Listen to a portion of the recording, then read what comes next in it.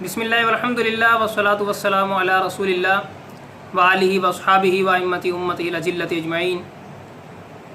پیارے بھائیوں، آج ہمارا سبع سنابل سے 9واں درس ہے الحمدللہ، جن میں ہم یہ بتاتے ہیں کہ سبع سنابل جو بریلوی حضرات کی کتاب ہے یہ، اور جس کے بارے میں یہ لوگ کہتے ہیں کہ نبی صلی اللہ علیہ وآلہ وسلم نے اسے شرف قبولیت بخشا ہے۔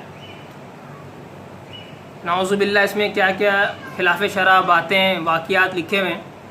تو آج 9واں درس ہے ہمارا، تو آج بھی ہم یہ بتائیں گے کہ اس میں ایک واقعہ اور ہے جو کہ خلاف شرع ہے اور اس کی کوئی سند بھی نہیں ہے، بلا سند واقعات لکھے ہوئے ہیں، ان کی کوئی حیثیت نہیں ہے، اور کہہ رہے ہیں کہ رسول اللہ نے اس کتاب کو قبول کیا ہے۔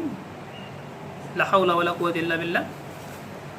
تو یہ واقعہ ہے 156 تا 157 صفحہ نمبر۔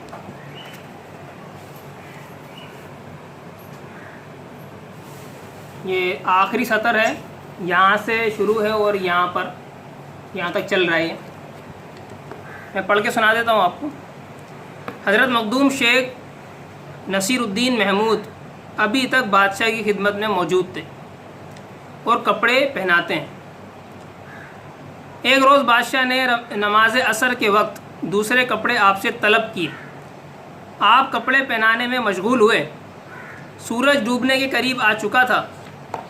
آپ نے آبدیدہ ہو کر آفتاب سے فرمایا کہ اے مخلوق خدا، بادشاہ بے معنی کرتا ہے، اسے ہماری نماز کے فوت ہو جانے کا غم نہیں، تو لحظہ بھر کے لیے اپنی جگہ ٹھہر جا اور بے مروتی مت کر۔ آفتاب وہیں ٹھہر گیا یہاں تک کہ آپ کپڑے پہنانے سے فارغ ہوئے، اور جب آپ نے بند باندھے تو فرمایا، آگے یہ فارسی عبارت ہے، میں آگے ترجمہ پڑھ دیتا ہوں، کہ باندھے نصیر الدین اور کھولے غسل دینے والا۔ جب آپ بالکل فارغ ہوئے تو وضو کیا اور نماز ادا فرمائی۔ اس کے بعد آفتاب ڈوب گیا، نماز مکمل ہو گئی، پھر ڈوبا۔ ان کی نماز کے لیے رکا ہوا تھا ان کے کہنے پر، اس کے بعد ڈوب گیا۔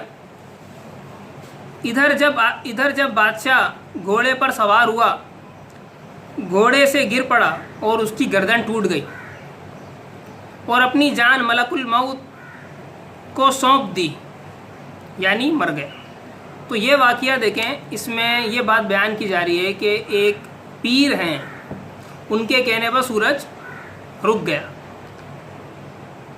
یہ بات آپ کو شاید معلوم ہو یا نہ معلوم ہو، لیکن یہ علماء کے درمیان مشہور ہے کہ حضرت علی رضی اللہ عنہ کے حوالے سے اختلاف ہے۔ یہ اختلاف ہے حضرت علی کے بارے میں کہ رسول اللہ نے حضرت علی کے لیے سورج کو لوٹایا تھا یا نہیں لوٹایا تھا۔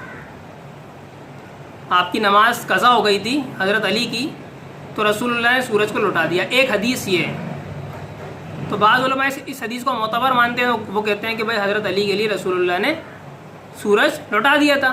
بعض علماء کہتے ہیں کہ یہ حدیث معتبر نہیں ہے، تو وہ کہتے ہیں نہیں، ایسی کوئی حدیث نہیں ہے، کوئی معتبر بات نہیں ہے۔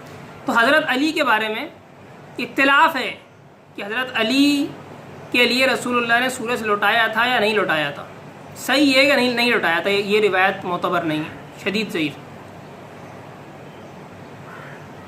تو حضرت علی کے بارے میں اختلاف ہے، لیکن جو ان کے پیر ہیں یہ اپنے پیروں کے بارے میں اس بات کو ثابت کر رہے ہیں کہ انہوں نے ایک جملہ کہہ کر آفتاب کو روک دیا۔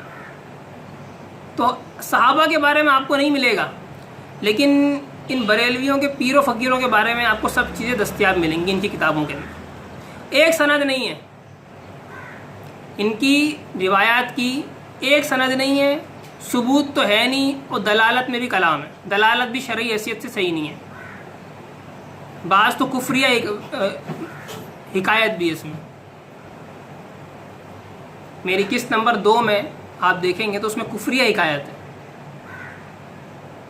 ثبوت کی بات تو چھوڑ دیں، اس واقعے میں کفر بولا ہوا ہے، کفریہ واقعہ ہو۔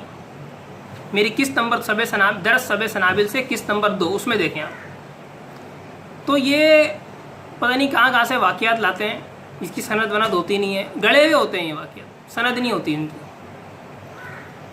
اور یہ اس میں ان واقعات میں یہ ہوتا ہے، ثبوت الگ جگہ ہے۔